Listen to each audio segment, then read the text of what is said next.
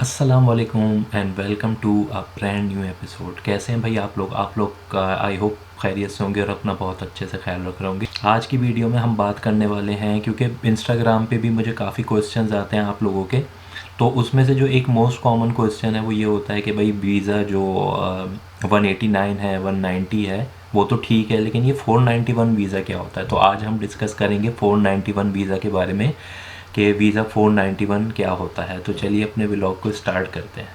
अच्छा, वीज़ा 491 जो है वो बहुत ही फास्ट प्रोसेसिंग वीज़ा है, आप ये कह सकते हैं, और इसके काफ़ी बेनिफिट्स हैं और थोड़े ड्रॉबैक्स भी हैं। तो आज हम डिस्कस करेंगे दोनों चीज़ें कि इसके बेनिफिट्स क्या हैं और ड्रॉबैक्स क्या हैं। तो वीज़ा 491 जो है, जिसको हम स्किल्ड वर्क रीजनल वीज़ा भी कहते हैं या प्रोविजनल वीज़ा भी कहते हैं, इसकी जब आपको फ़र्स्ट टाइम ये ग्रांट होता है वीज़ा, तो 5 ईयर्स के लिए ग्रांट होता है।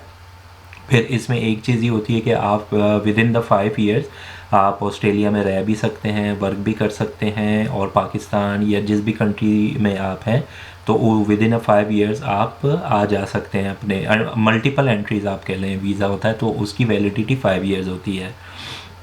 अच्छा, ये परमानेंट वीज़ा इस तरह से होता है कि आप इसमें जो है बल्कि परमानेंट रेजिडेंसी के लिए आप इसमें 3 ईयर्स जब आप इस वीज़े पे रह चुके होते हैं ऑस्ट्रेलिया में, कुछ कंडीशंस हैं जो हम अभी आगे जाके डिस्कस करेंगे, तो फिर आप 3 ईयर्स के बाद जो है वो परमानेंट रेजिडेंसी के लिए भी अप्लाई कर सकते हैं, जो कि 191 कहलाती है इनके केस में। तो चलिए अब हम 491 वीज़ा के कुछ बेनिफिट्स देख लेते हैं कि हमें 491 वीज़ा में क्या क्या बेनिफिट मिलते हैं। तो अगर आप मुझसे पर्सनली पूछें तो मैं आपको यही कहूँगा, जो मुझे इस वीज़े के बारे में सबसे अच्छी चीज़ लगती है वो ये है कि हर साल जो है यहाँ की गवर्नमेंट, ऑस्ट्रेलिया की गवर्नमेंट 15,000 जो एलोकेशन है इसके लिए रखती है। यानी हर साल में 15,000 या 15,000 वीज़ा जो हैं इसके लिए एलोकेट कर दिए जाते हैं। तो अब आप ये समझ सकते हैं कि 15,000 जो हैं उसमें अगर गवर्नमेंट एलोकेट कर रही है तो आपके चांसेस थोड़े से ज़्यादा बढ़ जाते हैं। अच्छा, अब दूसरी चीज़ हम ये देखते हैं कि इसके अंदर भी ऑक्यूपेशनल लिस्ट होती है। यानी इस हर वीज़े की, जैसे कि मैंने, अगर आपने मेरे पिछले व्लॉग्स देखे हों तो मैंने आपको उसमें बताया था कि कोई भी वीज़ा स्कीम जो होती है या स्किल्ड वीज़ाज़ जो होते हैं उनकी कोई ना कोई फाउंडेशन होती है। तो यहाँ पे जो फाउंडेशन है उसका क्राइटेरिया एक उन्होंने लिस्ट बना दी है गवर्नमेंट ने, जिसे ऑक्यूपेशनल लिस्ट कहते हैं। उसके अंदर डिफरेंट जो ऑक्यूपेशन है वो आपके डाल दिए, जैसे डॉक्टर हो गए, शेफ़ हो गए, सॉफ्टवेयर इंजीनियर हो गए, और एक्सेट्रा एक्सेट्रा। तो इसमें भी एक ऑक्यूपेशनल लिस्ट है। तो बिल्कुल ये अब इसमें आपको पता लग गया होगा कि 190 वीज़ा 189, 190 और 491 इस पॉइंट के ऊपर तीनों एक पेज के ऊपर हैं कि यहाँ पे एक फाउंडेशन चाहिए होती है और वो ऑक्यूपेशनल लिस्ट होती है। तो वो आप जब वीज़ा अप्लाई करेंगे तो 491 की जो ऑक्यूपेशनल लिस्ट है वो आप देख सकते हैं। अगला पॉइंट जो इस वीज़ा के बारे में सबसे अच्छा लगता है मुझको वो ये है कि ये रिलेटिव्स, जो आपके एलिजिबल रिलेटिव्स हैं, वो भी आपको स्पॉन्सर कर सकते हैं। ऑस्ट्रेलियन गवर्नमेंट या स्टेट भी आपको स्पॉन्सर कर सकती है। तो जो कि जो रिलेटिव्स हैं वो आपको 189 और 190 वीज़ा आपको स्पॉन्सर नहीं कर सकते। एक और पॉइंट जो मैंने आपको बताना ज़रूरी समझा है वो ये है कि ये वीज़ा 5 ईयर्स के लिए आपको ग्रांट होता है, जैसे कि वीज़ा 189 और 190 होता है। ये वीज़ा 491 भी आपको 5 ईयर्स के लिए ग्रांट होता है। लेकिन इसमें आपको जो परमानेंट रेजिडेंसी की तरफ जब आप अप्लाई करते हैं तो उसके लिए आपको 3 ईयर्स चाहिए होते हैं। यानी 3 ईयर्स आपको रीजनल एरिया में वर्क करना होता है। अच्छा, अब वर्क करने की भी दो कंडीशन होती है। जैसे 189 और वीज़ा 190 में ये है कि जब आप ऑस्ट्रेलिया में आ जाते हैं, आपको वीज़ा ग्रांट हो जाता है, तो उसमें कोई रिस्ट्रिक्शन नहीं होती कि आपको, फॉर एग्जांपल अगर आप सॉफ्टवेयर इंजीनियर हैं या एनालिस्ट प्रोग्रामर हैं या वेब डेवलपर हैं, तो अगर आप उस ऑक्यूपेशन को लेते हुए आपको वीज़ा ग्रांट हुआ है तो उसमें ये कंडीशन नहीं होती कि आप ऑस्ट्रेलिया आने के बाद सिर्फ उसी ऑक्यूपेशन में काम करेंगे। नहीं, आप कोई और जॉब भी कर सकते हैं अपने एक्सपेंसेस रन करने के लिए। लेकिन वीज़ा 491 में अगर तो ये वीज़ा आपको गवर्नमेंट या स्टेट की तरफ से स्पॉन्सर्ड हुआ है और एज ए सॉफ्टवेयर इंजीनियर हुआ है, तो फिर 3 ईयर्स तक आपको एज अ सॉफ्टवेयर इंजीनियर ही वर्क करना पड़ेगा। फिर आप उसमें किसी और ऑक्यूपेशन में वर्क नहीं कर सकते। हाँ, लेकिन अगर यही 491 वीज़ा आपको एलिजिबल रिलेटिव अगर आपके हैं किसी और उन्होंने आपको स्पॉन्सर्ड किया है तो फिर ये कंडीशन हट जाती है। फिर आप किसी भी ऑक्यूपेशन में काम कर सकते हैं 3 ईयर्स तक। 3 ईयर्स जब पूरे हो जाएंगे, उसका भी एक क्राइटेरिया है जो मैं आपको बताता हूँ। 3 ईयर्स में, विद इन अ 3 ईयर्स आपको 53,900 ऑस्ट्रेलियन डॉलर आपको हर ईच ईयर यानी 3 साल तक अर्न करने होते हैं। अब वो आप सिंगल भी कर सकते हैं और आपकी अगर स्पाउस वर्क करती हैं तो वो भी कर सकती हैं।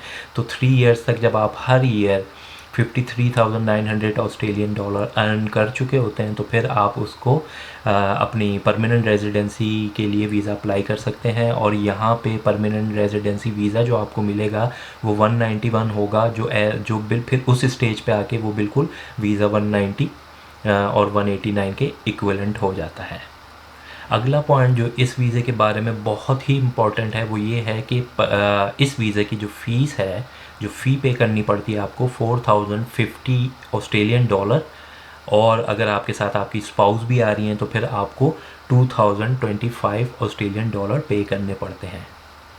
अगला बेनिफिट जो इस वीज़े का है वो एज़ कम्पेयर टू 189 और 90, इसके अंदर जब आपको गवर्नमेंट या स्टेट आपको स्पॉन्सर करती है तो आपको ज़्यादा पॉइंट्स एलोकेट होते हैं। ये वीज़ा उन लोगों के लिए भी आप कह सकते हैं कि जिनके एज के पॉइंट पूरे नहीं बन रहे हैं, या जो पॉइंट्स इस वीज़े के लिए चाहिए होते हैं आपको 189 और 90 में। मैंने जो बहुत से लोगों को देखा है कि 491 वीज़ा जो है वो लोग अप्लाई करते हैं जो किसी भी कंडीशन की वजह से या किसी भी सिचुएशन की वजह से 190 और 189 के स्केल में, पॉइंट्स टेबल का जो स्केल है जो आप मेरे पिछले ब्लॉग्स में देख सकते हैं, वो उसमें फिट नहीं आ रहे होते या उनके पॉइंट्स पूरे नहीं हो रहे होते, तो फिर वो 491 की तरफ जाते हैं, क्योंकि उसमें आपको जब स्पॉन्सर्ड आता है स्टेट या गवर्नमेंट की तरफ से तो आपको ज़्यादा पॉइंट्स एलोकेट हो जाते हैं। लास्ट पॉइंट और बेनिफिट जो मुझे सबसे अच्छा लगता है इस वीज़ा के बारे में वो ये है, जो मैंने आपको शुरू में भी बताया था कि फ़ास्ट प्रोसेसिंग वीज़ा है। फ़ास्ट प्रोसेसिंग वीज़ा से मुराद ये है कि मेरे अक्सर जो सब्सक्राइबर हैं उन्होंने इस वीज़े के लिए अप्लाई किया, तो आप यकीन जाने कि विद इन 6 मंथ जो है वो ऑस्ट्रेलिया आ चुके थे।